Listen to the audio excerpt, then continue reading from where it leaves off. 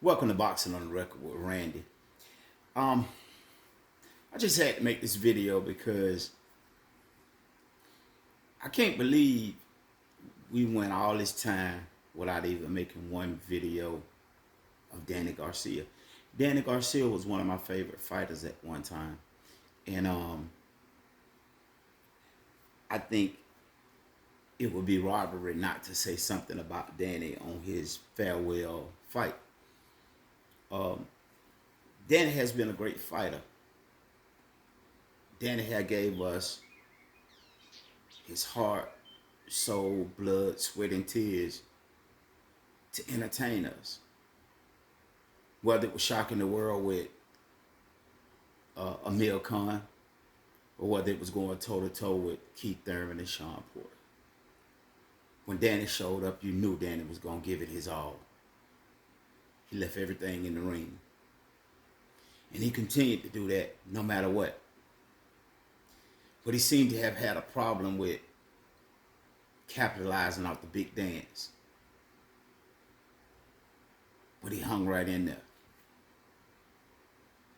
So my hat goes off to Danny for giving us a decade of entertainment and heartfelt fights. Watching Danny the other night kind of made me feel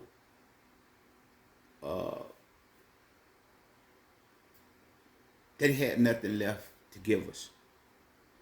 And he hadn't gave us everything he can give us. Nothing wrong with that.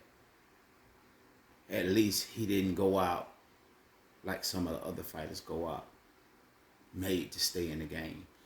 So thank you again, Danny, for giving us everything that you've had to give us and not cheating us in the sport. Looking at Danny physically, I could see an older version of himself. I really could see an older version of himself.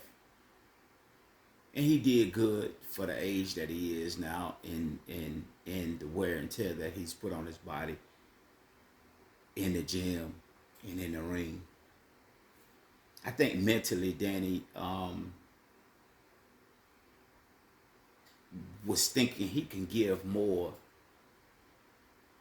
but it's the fight that he's gotten into now with Father Time, and we understand that Father Time is undefeated. So mentally he can give us more, and he wanted to give us more, I think, but he just can't. So do I think this is a setup fight for him to come back? No, I don't think that neither. It wasn't a fight like he had when he had a fight with Matisse or Zab Judah.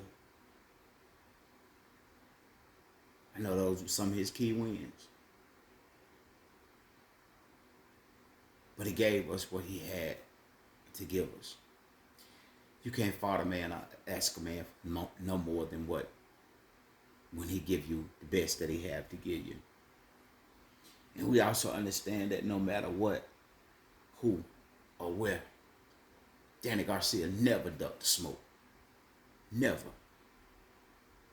If you said you want to fight, he said right here or where about. Because he was just that type of guy. He never turned down the smoke. And that's one thing I liked about Danny. He never turned it down. And we know Danny always had a good chin. He always had a good chin, along with his heart. Danny had just as much heart as anybody in the game. And he had some decent power. We seen that the other night. It wasn't no fluke that he knocked the guy out, but he did what he's supposed to do. Now, don't get me wrong now. Don't think I'm bigging up that to say he need to come back and give us another fight or he's on his way back. He did what he could at the age that he's at. And with the miles that he have on his body, he did what he could. He gave us what he could give us. But you can tell when you look at Danny that the passion is still there, but the ability is fading. He still had a passion for the sport, because if he didn't have a passion for the sport, he would have never gave us this fight. He would have never gave us this fight. So he still had a passion for the sport. But the only problem is, like I said, he's in a battle with Father Time. And Father Time is undefeated. If he don't go when Father Time tell him to go, or he don't take the signs or signals from Father Time that says it's time for you to get out of this, Danny, he probably would be like a lot of these other fighters. They're in there and getting beaten on by guys that should have never been in the ring with them. Like Mike Tyson ended up doing. Some of the guys that Mike Tyson fought, that lost to, they should have never been in the ring with Mike Tyson, especially in his prime. And I don't really think Danny is one of those guys that's fighting for money, because Danny has seeming to always have made smart investment, always choose to spend his money wisely. And so I don't think he would get caught up in that, where he done spend all his money buying these luxury things, or buying these things that depreciate, or buying these things that that need special attention after you get it, and he's not making the money that he was making when he bought them. So I don't think he's fighting for the money. I think Danny is just giving us something to say farewell, and I appreciate y'all giving me your support, your time and attention.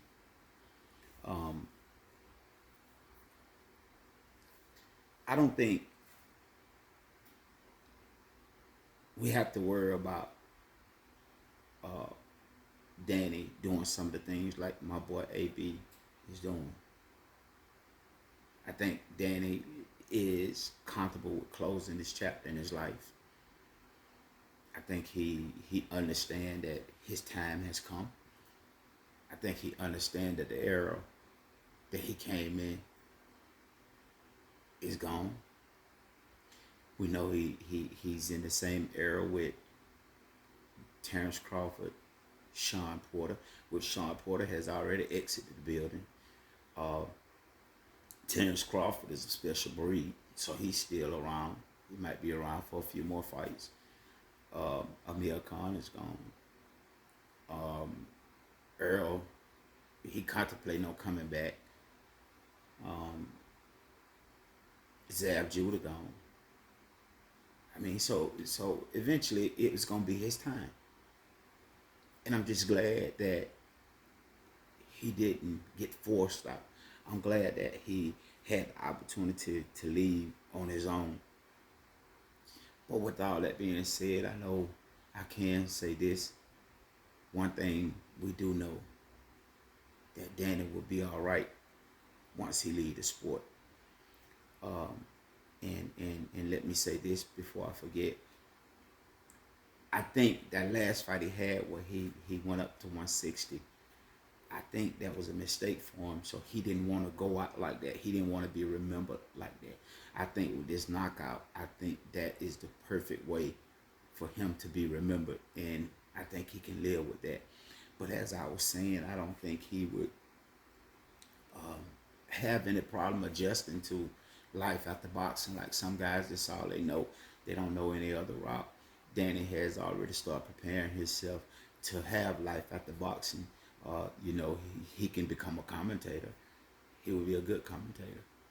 And of course, he got his own promotional company now, so he can focus on that now. He got a stable of fighters that he can start training and getting behind them and promoting them. And I think this is the perfect time for promotion, because Turkey has everything all screwed up right now. What I mean by screwed up, nothing bad.